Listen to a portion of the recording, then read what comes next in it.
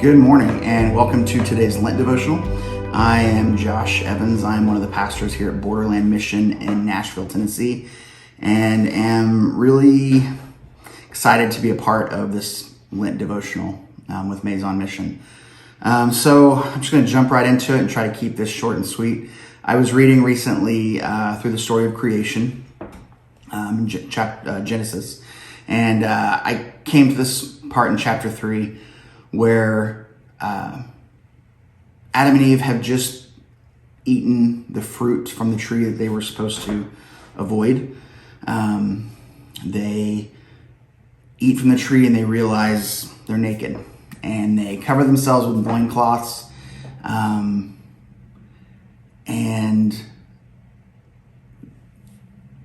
verse 8, Genesis chapter 3, verse 8, there's this moment where it says that God is walking through the garden in the cool of the evening, and Adam and Eve realize he's there, and he calls out for them, but they're hiding.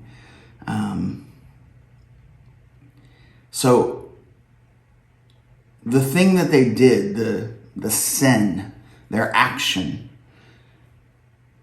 didn't keep God from seeking them out and from searching them. In fact, in this story, and we see it in other places as well, the thing that kept them from connecting with God wasn't God at all. It wasn't God's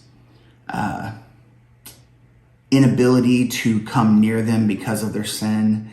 It wasn't God disgusted with them because of their sin.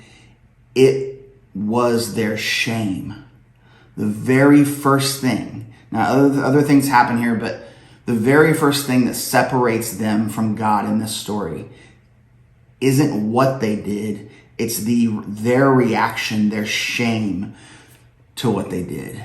And that's something I can relate to so strongly. I know so often I have found myself guilty and have brought destruction, brought judgment upon myself through my own guilt and shame, and have beat myself to a pulp. And then there's God to lift me back up and restore me. And I think it's just a beautiful picture of who God's always been. But we also have the story of the woman who touches the hem of his garment, the hem of Jesus' garment. She had a blood issue and she was ashamed, and she crawls through the crowd because she doesn't feel like she's supposed to be there. She doesn't have a right to look Jesus in the eye and say, oh, I have this issue, please heal me. She doesn't feel like she has that. So she just thinks, if I can just touch the hem of his garment, if I can just touch, the cuff of the bottom of his robe, that will be enough for me. And Jesus senses it happen, and he calls out to her, and he looks her in the face, and he speaks with her, and he loves her, and he heals her. Then we have the story of Jesus by the well, and this woman who he knowingly asks her, where's your husband? Or bring your husband to me. And she responds with, oh, I don't have a husband, but he knows that.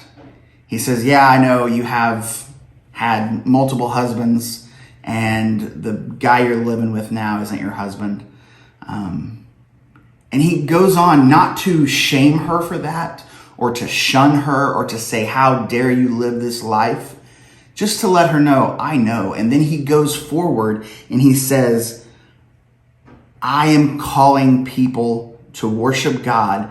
The Lord is looking for people to worship him, that will worship him in spirit and in truth.